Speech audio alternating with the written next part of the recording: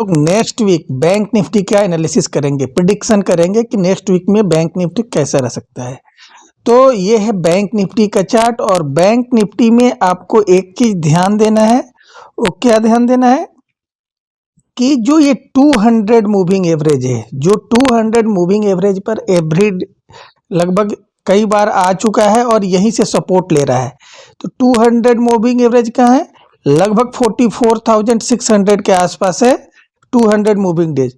तो अब 2 बार यहाँ पर आ चुका है और यहाँ से सपोर्ट लेके प्राइस ऊपर जा रहा है, रिजेक्शन आ रहा है 200 मूविंग एवरेज के पास इंट्राडे कैंडल में।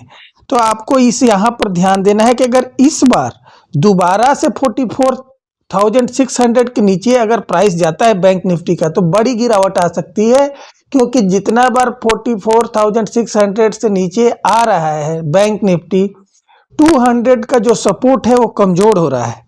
ठीक है, लेकिन आगे में एक गुड न्यूज ये है कि HDFC बैंक में जो LIC का न्यूज आया है कि अपना वो 10% नियर अबाउट 10% स्टेक वो LIC में खरीदने जा रहा है, जिसको कि RBI ने परमिशन दे दिया है।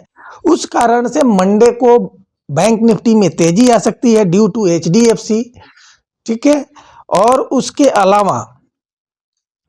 अलावा एक चीज और हम लोग देख सकते हैं क्या, कि जो आगे इवेंट है, एक तो इवेंट ये है कि US मार्केट में फेड की मीटिंग होने वाली है शायद 30 तारीख को।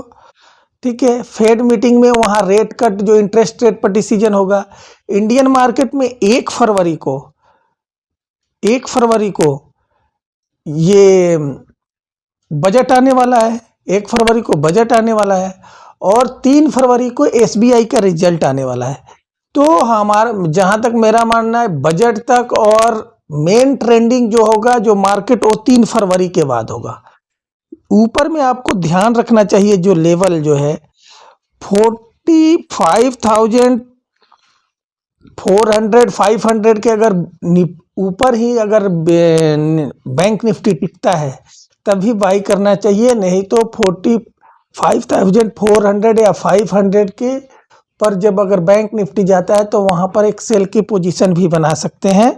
मैक्सिमम जो है बैंक निफ्टी में ऊपर की चाल जो है 46,500 तक है। ठीक है, जहां 5 डे मूविंग एवरेज है इंट्राडे में, वहां तक जाए मैक्सिमम ये एक उछाल आ सकता है, क्योंकि बैंक जो है ओवरसोल्ड पोजीशन में है। अब थोड़ा सा हम लोग देख लेंगे कहाँ, ग्लोबल मार्केट को। ग्लोबल मार्केट हमारे सामने खुल गया है। देखिए डॉ जोन्स जो है फ्राइडे को लगभग 60 पॉइंट प्लस में बंद हुआ है। SP 500 जो है 3 पॉइंट प्लस में बंद हुआ है। ठीक है, SP 500। नास्डैक जो है 55 पॉइंट, देख लीजिए, ये माइनस में बंद हुआ है। इसके अलावा जो है हम लोग थोड़ा सा कमोडिटी देखेंगे, तो कमोडिटी पर आ गए। कमोडिटी में देखिए क्रूड ऑयल लगभग 1.5% तेज है, ब्रेंट ऑयल भी लगभग 1.25% तेज है। तो क्रूड ऑयल और ब्रेंट ऑयल में तेजी है, तो रिलायंस में भी तेजी आ सकती है मंडे के मार्केट में, तो रिलायंस पर ध्यान दीजिएगा। उसके बाद हम लोग देखते हैं करेंसी। तो करेंसी में क्या है, USD करेंसी में थोड़ा सा डॉलर इंडेक्स देखेंगे, तो डॉलर इंडेक्स का चार्ट देखते हैं। तो डॉलर इंडेक्स अभी भी 103 से ऊपर बना हुआ है, और ये देखिए पूरे 1 मंथ का चार्ट लगा हुआ है। तो इसमें जो है डॉलर इंडेक्स आपको देखिए ये कंसोलिडेट कर रहा है, कहाँ, इस रीजन में कंसोलिडेट कर रहा है। तो आपको ध्यान रखना होगा 103 से ऊपर ही कंसोलिडेट कर रहा है डॉलर इंडेक्स। तो अगर ये 104 के ऊपर अगर निकलेगा तो फिर टेक्नोलॉजी शेयर में गिरावट आ सकती है। इसके अलावा आपको थोड़ा सा बॉन्ड यील्ड भी देख लेते हैं। तो बॉन्ड यील्ड चलते हैं, देखते हैं। तो ये 10 ईयर का बॉन्ड यील्ड है, 10 ईयर का बॉन्ड यील्ड देखते हैं US मार्केट का। तो ये भी देख लीजिए 4 से लेकर 4.2 के बीच में ये कंसोलिडेट कर रहा है। इस रीजन में देख लीजिए ये कंसोलिडेट कर रहा है।